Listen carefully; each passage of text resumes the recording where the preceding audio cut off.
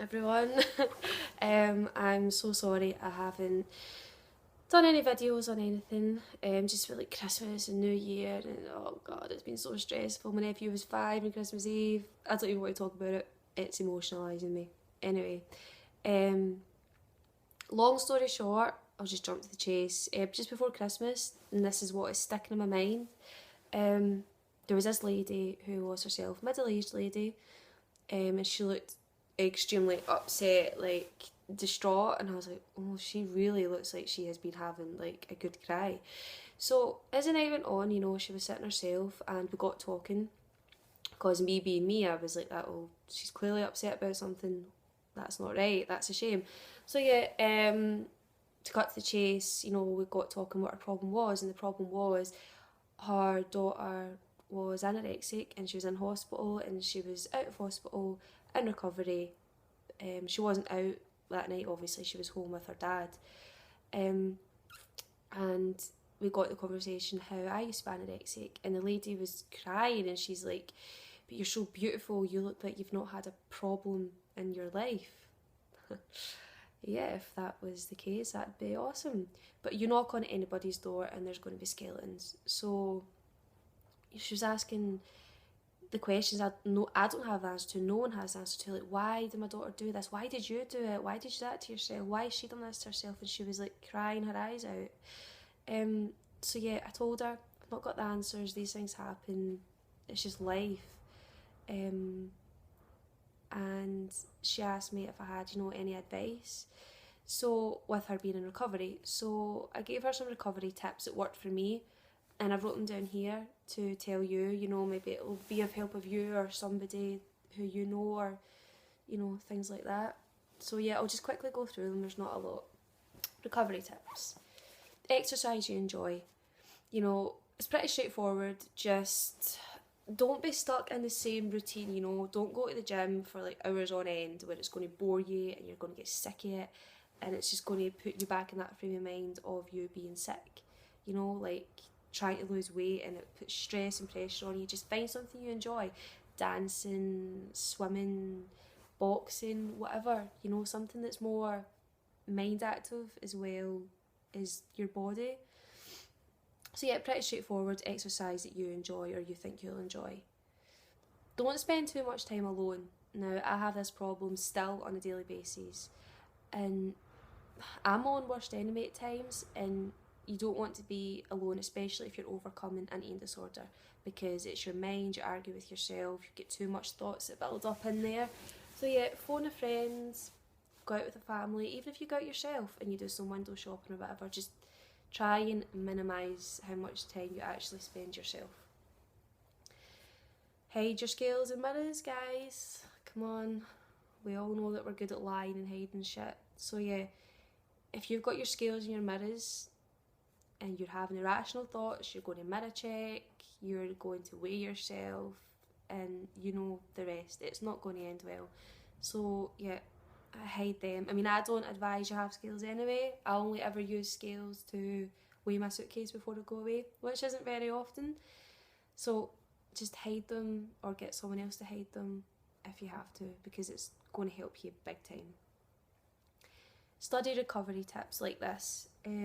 Instead of actually looking at your illness, things about anorexia, concentrate more on things about recovery. It's more positive thoughts, more positive vibes. It's going to help you instead of just keeping you stuck in a rut with your actual disorder, because this is what it is. It's recovery. It's recovery tips. You have to have an outlook, a positive outlook on that topic, and not get dragged back into your actual illness, because we all know what it is, but not a lot of people know how to recover. So yeah, study recovery tips. Concentrate on little things like I've got my dog Merlin, so concentrate on the good things in life. Concentrate on the sunset, concentrate on the stars, write everything that you love that make you feel good down in a diary. That really helped me. I still keep a diary. Even bad thoughts, write your bad thoughts down, and then when you look back, you might be like, hey, I had that thought like last month. I don't feel like that now. I've not had that thought since last month. I feel pretty good about myself. So yeah, concentrate on the things that are good in life and write everything down. Keep a diary, basically. Let me have a wee look here. This is going to sound random, but ice cream.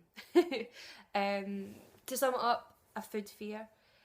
And my food fear was ice cream. I know that obviously anorexics are scared of all food, especially junk food. You're in recovery, you're going to have to want to try and break yourself in easily to your junk food. You don't have to, but obviously you're going to at one point. So I'll give you an example. Like, I was terrified of having ice cream, and I wanted it. I wanted to try it because I hadn't ate it in so fucking long. And I just got the guts one day and I had it. I had ice cream. And when you get over that initial fear, you actually start to feel proud of yourself, and you're like, I just fucking had ice cream all to myself. That is amazing. And I've not gained weight. Wow. So yeah, you have to do that. You have to get over that food fear, that initial fear of food. And you know, I'm going to throw this in there as well because it's kind of under the same topic. If you have breakfast, you're going to get to lunchtime, you'll be like that. I don't want lunch. I've just had breakfast. Try and get over that as well. Eat lunch. Have lunch. If you don't do this, if you don't force yourself to overcome the fear, you're never going to get better. You're never going to recover. And that's what it's going to take. You know, you do something you're scared of and then you think to yourself, hey, that's not actually that bad. I just done that all by myself. And that feeling that you get is the best feeling in the world, you know, being proud of yourself. It's something you've accomplished that you never thought you could do, something you've achieved that you never thought you could do. It's a pretty good feeling. And you have to understand as well that your self-value, your self-worth isn't made up of numbers. It isn't made up of a number on the fucking scales. And that's what it's down to, you know. You stand on these scales, you get your weight, and that's going to determine what mood you're going to be in through the rest of the day, through the rest of the fucking week. And you have to go over that. You have to realise that your self-value, your self-worth, it's got fuck all to do with a number. And that's basically what you're basing it on. And I hate, as I said, I hate scales anyway. And, you know, I'm about to go, so just listening to my wee stupid, pointless story. So I started kickboxing years ago, and the man's name was Stevie Mayer. Hi, Stevie. The best guy ever. And, you know, I can always remember him when we were talking about scales and stuff, and he said that, you know, scales, I fucking hate scales, they're pointless. I hate whoever invented them. And the guy's right. So yeah, if you want to date your Thai boxing or just fitness in general, give Stephen Mayer a call. You'll find him on Facebook. And there you go. That's a good exercise that's going to keep you physically and mentally active and enjoyable. So yeah, remember that I'm not a doctor, I'm not a nurse, I'm not a dietitian, I don't specialise in eating disorders. These recovery tips that I've wrote down is just something that I found worked for me. You know, write down your own recovery tips. If you think to yourself one day, oh, I done this the other day there and it really helped me, I'm going to keep that up, I'm going to make that into my daily routine, then do that. Just don't base yourself on what I've told you, because there's so many different methods, so many different other tips, ways of doing them, blah blah blah. These are just ones that stand out in my mind and ones that I continue to do on a daily basis to keep myself in that routine. Because if I had to give you everything that I had done and been told to do and whatever, they would be here all day. So yeah, these are just the main ones that help me on a daily basis and from when I was in recovery. Well, I'm going to go just now. Thanks for watching. I hope that I have helped you out a wee bit.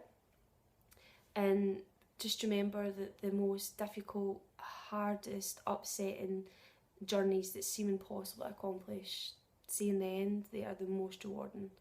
So don't write yourself off yet.